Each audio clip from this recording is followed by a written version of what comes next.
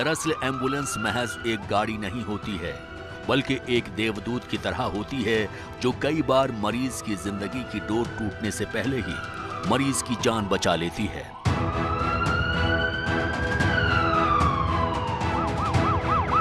और यही वजह है कि जब एम्बुलेंस का सायरन बजता है तो भीड़ भरी सड़कें भी खाली हो जाती हैं।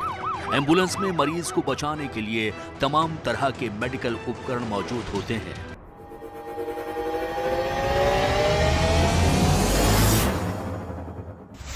लेकिन कोरोना के इस दौर में वेंटिलेटर्स के बाद अब एम्बुलेंस घोटाले ने भी बड़े सवाल खड़े कर दिए हैं। कोरोना की दूसरी लहर के बीच एम्बुलेंस का यह घोटाला बिहार के सीवान जिले में सामने आया है। आरोप है कि जिन एम्बुलेंस की कुल कीमत 7 लाख बताई जा रही है, उनके अपग्रेडेशन के नाम पर 6,72,000 का बिल पास कराया गया। मेडिकल उपकरणों का हवाला देते हुए करीब 6 लाख और लिए गए और इस तरह महज 7 लाख की कीमत वाली एम्बुलेंस को 21 लाख रुपए में खरीदा गया। बिहार के पूर्व मंत्री विक्रम कुमार ने मुख्यमंत्री नीतीश कुमार को लिखी चिट्ठी में ये आरोप भी लगाया है कि बिल की रकम बढ़ाने के लिए इंश्योरेंस और आरटीओ का खर्च भी 2 गुना बताया गया। खास बात यह है कि नियमों के तहत 5 लाख से अधिक की खरीद जेम पोर्टल के जरिए होनी चाहिए थी, लेकिन एम्बुलेंस ओपन टेंडर के जरिए खरीदी गई। अब 3 सदस्यों की समिति इस मामले की जांच कर रही है। ट्रांसपोर्ट वेंटिलेटर जीएम पोर्टल में दाम है 60,000, ये लिए हैं 3,41,000 में। उसी तरह सेक्शन मशीन पोर्टेबल 8,500 दाम है, ये लिए हैं 33,600 में। ये सिंगल पंप लगभग 70,000 में लिए हैं, जिसका कीमत पेट्रोल पर 20,000 है। जिस सामान का कीमत मॉनिटर मल्टीपर्पज, इसका दाम है 30,950 रुपया, इसको इन्होंने लिया है 1,18,000 में। ऐसे ऐसे करके घपला करते हैं। कोरोना के इस काल में सामने आया ये एम्बुलेंस घोटाला देश के स्वास्थ्य सिस्टम पर एक और करारा तमाचा है।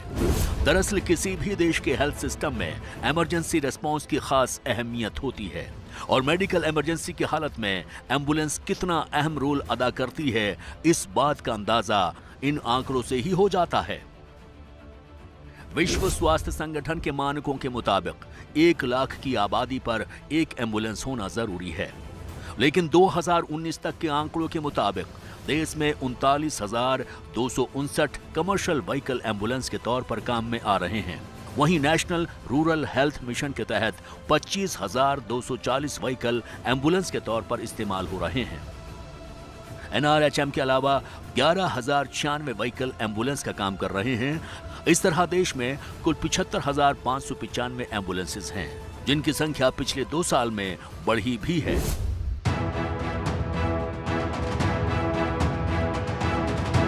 इन आंकड़ों से जाहिर है कि देश में एम्बुलेंस की भारी कमी है। दरअसल एम्बुलेंस को लेकर मानक ये भी है कि जहां शहरी इलाकों में एम्बुलेंस को मरीज तक 20 मिनट में पहुंच जाना चाहिए, वहीं ग्रामीण इलाकों में ये समय सीमा 40 मिनट रखी गई है। ऑल इंडिया मेडिकल साइंस के मुताबिक इमरजेंसी में मरीज तक एम्बुलेंस को 3 से 5 मिनट में पहुंचना चाहिए और इस लिहाज से 50,000 की आबादी और हर 5 वर्ग किलोमीटर के दायरे के लिए एक एम्बुलेंस होना चाहिए।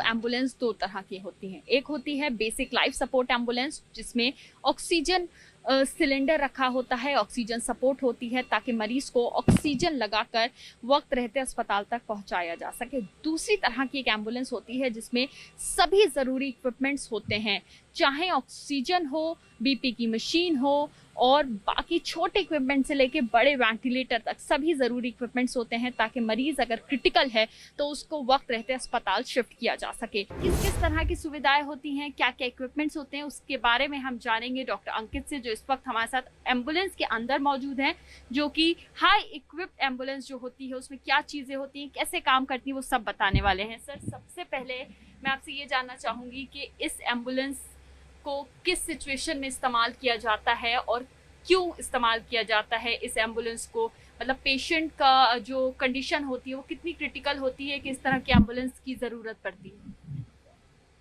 मैडम, जिस एम्बुलेंस में हम इस समय बैठे हुए हैं इसको advance trauma life support ATLS ambulance भी कहा जाता है। ये मोस्ट क्रिटिकल केयर पेशेंट्स के लिए यही एम्बुलेंस कार्यरत रहती है। हमारे अस्पताल में भी ये एम्बुलेंस क्रिटिकल केयर पेशेंट जिनको रोड ट्रैफिक एक्सीडेंट होता है या फिर कोई सीवियरली क्रिटिकल पेशेंट है जो वेंटिलेटरी सपोर्ट पे उसको किसी और हॉस्पिटल शिफ्ट करना है, या कोई ग्रेव कंडीशन जैसे अभी हमारे पास जो महामारी फैली हुई है कोरोना वायरस की, कोविड का कोई पेशेंट जो होम आइसोलेशन पे है बट उसका सैचुरेशन इतना पुअर है जिसको इमीडिएटली हो सकता है कि वेंटिलेटर की आवश्यकता पड़े, तो ये एम्बुलेंस सारी चीज़ों में इनेप्ट है ताकि पेशेंट को अस्पताल तक पहुंचने तक कोई भी दुर्भाग्यपूर्ण उसको कोई स्थिति में ना आ पाए जिससे उसका इलाज ना हो पाए। जो एम्बुलेंस 3 तरह की आजकल यूज़ में है। एक सामान्य एम्बुलेंस होती है जो कि जिसमें ऑक्सीजन होती है, ड्राइवर होता है और बेसिक मेडिसिन किट होती है, इमरजेंसी मेडिसिन किट और पट्टी वगैरह का सामान होता है। और एम्बुलेंस में ऑक्सीजन इज द मस्ट। एक BLS एम्बुलेंस होती है, बेसिक लाइफ सपोर्ट एम्बुलेंस, और एक एडवांस लाइफ सपोर्ट होती है। मरीज द्वारा ही फ़ोन उस 108 पे किया जाता है। कोरोना की दूसरी लहर में एम्बुलेंस की कमी शिद्दत से महसूस की गई है और ऐसे में बिहार के स्वास्थ्य मंत्री मंगल पांडे के गृह जिले सीवान में एम्बुलेंस घोटाला भी सामने आया है।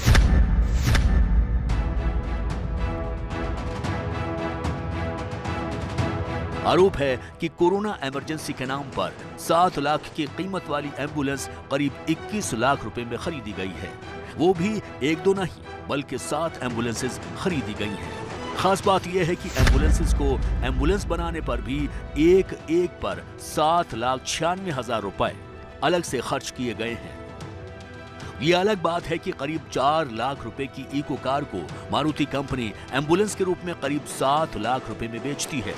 इसके अलावा एम्बुलेंस में फैब्रिकेशन और इंस्टॉलेशन पर 6,72,000 रुपए अलग से खर्च किए गए हैं। 3,41,000 रुपए का ट्रांसपोर्टेबल वेंटिलेटर, 1,18,000 रुपए मल्टी पैरामीटर मॉनिटर, 69,000 रुपए का स्टिंग पंप और 33,000 रुपए की पोर्टेबल सक्शन मशीन लगी है। खास बात यह है कि इन सारे उपकरणों की कीमत इनके मॉडल से तय होती है, जिनका बिल में कोई जिक्र नहीं है। फैब्रिकेशन इंस्टॉलेशन पर जो 6,72,000 रुपए खर्च किए गए हैं, इसमें 2 अटेंडेंट के लिए seat belt, patient stretcher, oxygen के लिए pressure gauge, flow meter, pipeline, inverter battery, siren, mic और LED लाइट भी लगाई गई है। यही नहीं, मरीज को ड्राइवर कैबिन से अलग करने के लिए फोल्डेबल एयरटाइट पार्टीशन भी 1,24,000 रुपए अलग से खर्च किए गए हैं। दिलचस्प बात तो यह है कि कोरोना की पहली लहर में जो 7 एम्बुलेंसेस खरीदी गई थीं, वो आज तक किसी मरीज के काम नहीं आ सकी हैं। ये सब राजनीतिक माओवादी है, जिसका आप नाम ले रहे हैं। आप बताइए उसकी राजनीति में क्या पकड़ है? ये एम्बुलेंस है, पब्लिक सेवा के लिए है। 19 को ध्यान में रखते हुए जैसे उसमें ट्रांसपोर्ट वेंटिलेटर भी होना चाहिए और कुछ इक्विपमेंट जो कोविड-19 में भी इस्तेमाल किए जा सकें उस परिस्थिति में, उसके साथ क्रय करने की रिक्वायरमेंट थी, जो कि उस समय जम पे अवेलेबल नहीं था। इसीलिए इसका जो रेट एक मीडिया में बात आ रही है कि 7 लाख का या 8 लाख का होना चाहिए, वो 21 लाख क्यों? तो रेट उसी की वजह से अधिक है और प्रोसीजरल लैप्सेस प्रथम दृष्टिया कहीं दिख नहीं रहे हैं, लेकिन फिर भी हम लोगों ने एक त्रिस्तरीय जांच कमेटी बना दी है।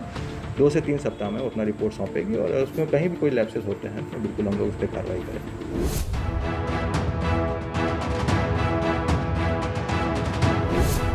कोरोना महामारी के दौरान बिहार में हेल्थ सिस्टम को लेकर सरकार लगातार विपक्ष के निशाने पर है।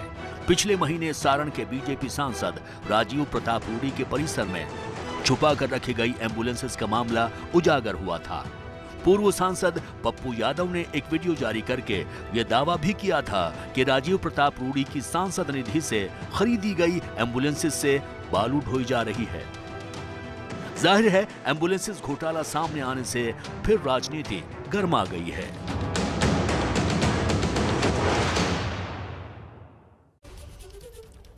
अब तक के पूरे कोरोना काल में ऐसे बच्चों की तादाद बढ़ी है जिन्होंने अपने माता पिता दोनों को गंवा दिया। अब ऐसे बच्चों के भरण पोषण की जिम्मेदारी सरकार की है, यह संविधान भी कहता है, सुप्रीम कोर्ट ने भी कह दिया है और सरकारें भी समझ चुकी हैं। लेकिन सरकार ये जिम्मेदारी कैसे निभाना चाहती है, एक अपने की तरह या सौतेले की तरह, यह सवाल है। और इसीलिए हम सरकार के सामने एक आधार रखना चाहते हैं, एक मानक, जिससे यह तय हो कि जिस बच्चे की जिम्मेदारी का जिम्मा देश पर हो, उसे कैसी परवरिश मिलनी चाहिए।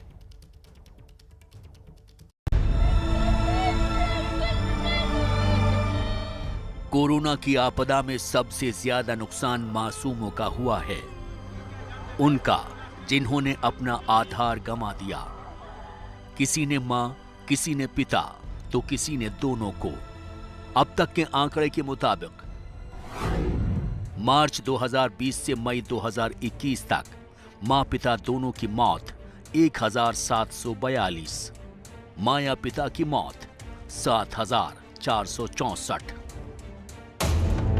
अब सवाल यह है कि आखिर इन बच्चों की परवरिश अब कौन करेगा?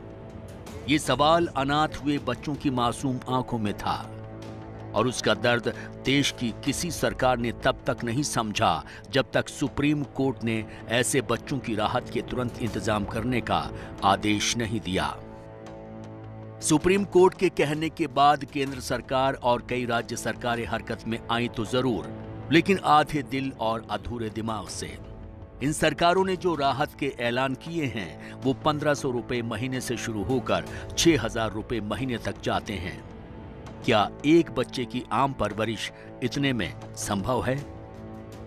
सुप्रीम कोर्ट के कहने के बाद केंद्र सरकार और राज्य सरकार जो है फाइनेंशियल असिस्टेंस का जो है वो अनाउंसमेंट्स कर रही है। और ये अनाउंसमेंट्स ये हैं कि 1500 रुपये से लेकर 6000 रुपये उन केसेस में जहां दोनों माता पिता की डेथ हो गई है उस बच्चे को देने की बात है। अब सवाल ये है कि क्या ये फाइनेंशियल असिस्टेंस जो है वो सफिशिएंट है? मैं समझता हूं नहीं, ये सफिशिएंट नहीं है। ये बच्चे देश के भविष्य हैं। सरकारों को चाहिए कि वो इन्हें कोरोना काल में मिले एक मौके की तरह देखें। इन बच्चों का भविष्य उस स्तर पर सुधारने की कोशिश करे जो मिसाल बन सके, लेकिन सरकार का रवैया सरकारी ही दिखाई देता है, भाषा भी और काम भी। परिवारों में कमाने वाले सदस्य की मृत्यु होने पर परिवार में माता पिता की लाचारी बीमारी के कारण अगर वो बच्चों का पालन पोषण करने में अक्षम होते हैं तो प्रयास ये किया जाता है कि आर्थिक सहायता के माध्यम से बच्चों का परिवार के माहौल में ही लालन पालन सुनिश्चित हो सके। और ये राशि जो है ये राज्य सरकारों को भारत सरकार की चाइल्ड प्रोटेक्शन स्कीम के तहत मुहैया कराई जाती है और इसका निर्धारण उसी मान से होता है जो चिल्ड्रन होम में CCI में जब बच्चों को रखा जाता है तब जो खर्च आता है उसी की मान से इसका निर्धारण किया गया है। केंद्र सरकार द्वारा PM cares for children scheme announce की गई है जो 23 वर्ष की उम्र तक बच्चों के अपने पैरों पर खड़ा होने तक उनकी पूरी चिंता करेगी। अब सवाल ये है कि आखिर सरकार को देश के भविष्य की सुरक्षा करने के लिए इन बच्चों का जो राहत पैकेज बनाना चाहिए उसका कोई मानक आधार क्यों नहीं होना चाहिए, और क्यों नहीं इन बच्चों को देश की पर कैपिटा इनकम के आधार पर राहत मुहैया कराई जानी चाहिए।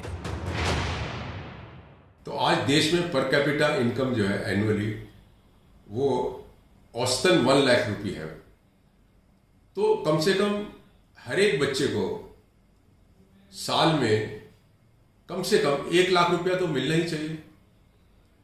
इससे कम मिलना तो मैं समझता हूं कि ना के ही बराबर है। भीख नहीं, अधिकार दो। 2021 प्रति व्यक्ति आय सालाना 1,28,829 रुपए, प्रति व्यक्ति आय मासिक 10,736 रुपए। भारत में बच्चों को अगर देश के एक आम नागरिक की हैसियत से भी उसका पालन पोषण किया जाए तो कम से कम उन्हें इतना तो मिलना ही चाहिए जितना कि एक भारतीय आंकड़ों में ही सही हर महीने कमाता है। तो बच्चों को भीख नहीं, अधिकार चाहिए।